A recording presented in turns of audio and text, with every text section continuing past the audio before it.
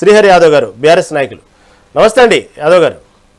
నమస్తే శ్రీహరి యాదవ్ గారు, విన్నారు కదా ఓవరాల్గా అసలు వాస్తవంగా మీ దగ్గర ఉన్నటువంటి డాక్యుమెంట్స్ ఎవిడెన్స్ ఏంటి? కేవలం ఇది రాజకీయ లబ్ధి కోసం మాట్లాడుతున్నారా? మీ దగ్గర ఉన్న సాక్ష్యాధారాలు ఏంది? అసలు డాక్యుమెంట్ ఎవిడెన్స్ ఏంది? కేవలం ఏదో ప్రింట్అవుట్ తీసుకొచ్చి అభాండాలు ఏదో గుడ్డగాల్చిన ఎత్తినేయటమేనా, లేకపోతే నిజంగానే తూతు మంత్రం కంపెనీలు ఉన్నాయా? నిజంగానే కేటీఆర్ చెప్పినట్టు ఇవన్నీ వాస్తవాలేనా? ఏమంటారు? నమస్తే, గుడ్ ఈవినింగ్ మన మెగా 9 టీవీ ప్రేక్షకులకి, అదేవిధంగా రహీం భాయ్ మీకు, విశ్లేషకులు కోటేశ్వరరావు గారికి, మా మిత్రుడు కాంగ్రెస్ పార్టీ ప్రతినిధి రామచంద్రన్కి గుడ్ ఈవినింగ్ అన్న.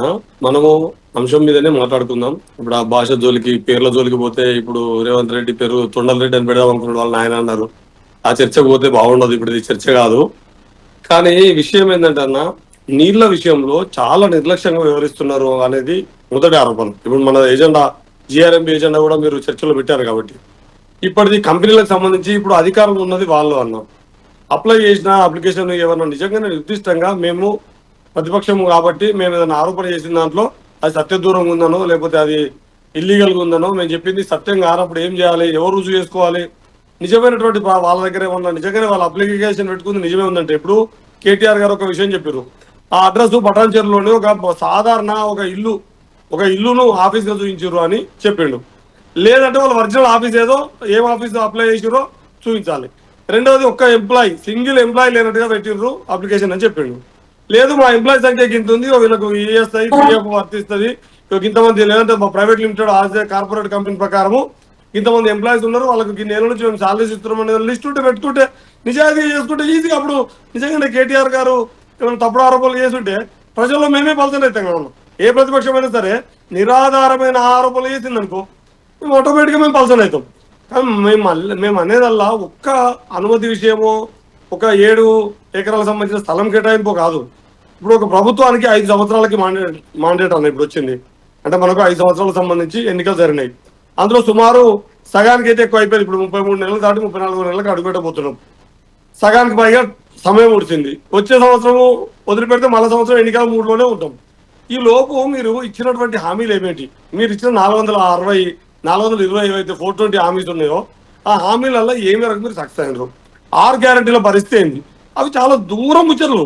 అసలు విషయము ఆల్రెడీ గతంలో మనము అక్కడ ఇప్పుడు రివర్ మేనేజ్మెంట్ బోర్డు, అది కేఆర్ఎంబి కానీ జిఆర్ఎంబి కానీ అన్న, ఆ జిఆర్ఎంబిలో ఎజెండాలో ఏదైనా సరే ఒక నదిలకు సంబంధించినటువంటి జలాలకు సంబంధించినటువంటి వివాదం వచ్చినప్పుడు పరిష్కరించడం కోసం కేంద్రం పెద్దలాగా సిడబ్ల్యూసీ పెద్దలాగా వివరించి ఆయా రాష్ట్రాలకు సంబంధించినటువంటి ప్రతినిధులు మెంబర్గా పెట్టి దాన్ని ఒక పెద్దన పాత్ర పోషించాల్సినటువంటి కేంద్రం ఏమో తన పెద్దరికాన్ని వదులుకొని ఆంధ్ర పక్షపాతిగా వ్యవహరిస్తుంది. పోనీ ఇక్కడ ఈ ప్రాంత ప్రయోజనాలు కాపాడాల్సినటువంటి, ఒక రకంగా వాడుక భాషలో తల్లే దయ్యమైంది అన్నట్టుగా, ఈ ప్రాంత ప్రయోజనాలు కాపాడాల్సినటువంటి ఈ ప్రభుత్వమే తను నిర్లక్ష్యంగా వ్యవహరిస్తుంది. ఒక రకంగా దొంగకు తవ్విస్తుంది. దొంగ చీకటి ఒకటో అంటారు అంటే, చీకట్లో దొంగ వారిపోవడం ఈజీనట్టుగా వాళ్ళకి కావాల్సినటువంటి చీకటిని వీళ్ళే తయారు చేసి అందిస్తున్నారు. దానికి ఉదాహరణ, గతంలో నీళ్ళ గురించి మేము చర్చించినప్పుడు ఏం చెప్పారు? అసలు నీళ్ళ మంత్రి కానీ గౌరవ ముఖ్యమంత్రి రేవంత్ రెడ్డి గారు కానీ మాకు 500 టీఎంసీలు ఇచ్చి మీరు ఏమన్నా చేసుకోరన్నారు. అసలు గోదావరి నదిలో మన నికర జలాల వాటరే 968 అన్న.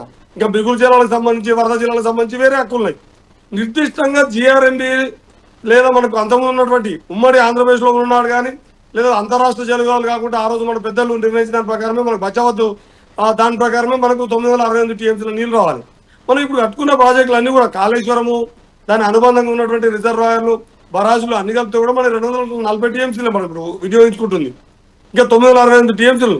ఈ 7 ప్రాజెక్టులకు ఆల్రెడీ మనం తెచ్చుకున్న అనుమతుల ప్రకారం కూడా మనం 500 పైసలకు టీఎంసీలే వాడుకునే కెపాసిటీ ఉంది. మనం 968 టీఎంసీల కంటే ఎక్కువ నీళ్ళు వాడకానికి ఏదైనా ప్రాజెక్టులు కొత్తగా మనం అనుమతులు కోరితేనో, ఇంకేదైనా కొత్తగా కడితేనో వాళ్ళు అభ్యంతరం చెప్తే అర్థం ఉంది.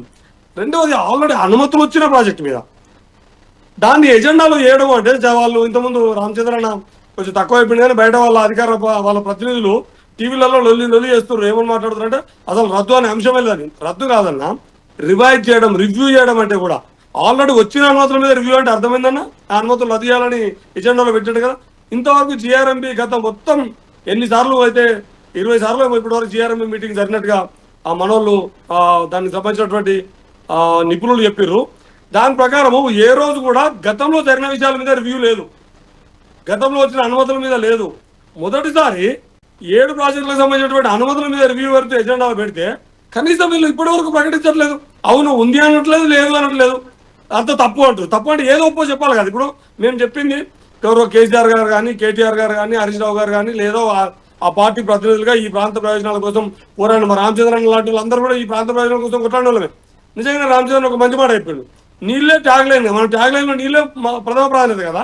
ఆ విషయంలో మీ నిర్లక్ష్యం ఏంటంటే, మీ నిర్లక్ష్యము ఒకవైపు కేంద్రమేమో వివక్షపూరితంగా వ్యవహరిస్తుంది, ఆంధ్ర నిష్పక్షపాతంగా వ్యవహరించాల్సినటువంటి కేంద్రమేమో వివక్షాపూరితంగా వ్యవహరిస్తుంది. ఈ ఆంధ్ర వాళ్ళేమో మనకు రావాల్సినటువంటి నీళ్ళ విషయంలో ఆ ఆంధ్ర నీటిపారుదల నిపుణులను తీసుకొచ్చుకొని మన తెలంగాణ సలహాదారుగా పెట్టుకున్నారు. అదే ఒక పెద్ద అనుమానాస్పదంగా ఉంది తెలంగాణకు సంబంధించి. ఈ సందర్భంగా మీరు నిర్లక్ష్యపూరితంగా వ్యవహరిస్తారు. మీ నిర్లక్ష్యం వాళ్ళ వివక్ష కలిసి తెలంగాణ ప్రజలకు సంబంధించినటువంటి హక్కుల్ని అయితే మనం కోల్పోతున్నట్టు కదా, అంటే నోటికాడు బుక్క కొల్లగొడుతున్నట్టు కదా. కాబట్టి మేము ఏమేమి డిమాండ్ చేస్తున్నాం, ఇప్పటికీ ఇంకా టైం ఉంది. ఈరోజు ఇప్పుడు మనం మాట్లాడుకుంటుంది ఆగస్టు 11 తారీఖు మాట్లాడుకుంటున్నాం. ఆగస్టు 18 తారీఖు ఎజెండాలో ఉంది. ఇప్పటికైనా ఎజెండా నుంచి దాన్ని రద్దు చేస్తారో మేము ఎజెండా కోసం ఒక ప్రకటన చేయండి, ఎజెండాలో అంశాన్ని తొలగించండి, లేకపోతే ఖచ్చితంగా జలసంవత్సర మీటింగ్ జరగనివ్వము. మీరు మీ పదవిని కాపాడుకోవడానికో, మెప్పు పొందడానికో, గురువును దక్షిణ కోసమో, ఇంకా ఇంకా ఇంకా ఇంకా ఇంకేమేమి ప్రయోజనాలు లేవు కదా అన్నట్టుగా వాటి జోలికి పోం. కానీ ఈ ప్రాంత ప్రయోజనాలకు భిన్నంగా నువ్వు ఏ ప్రయోజనాలు ఆశించి ఈ ప్రాంత ప్రజలకు నష్టం చేసినా చూస్తూ అయితే ఊరుకునే ప్రసక్తే లేదు.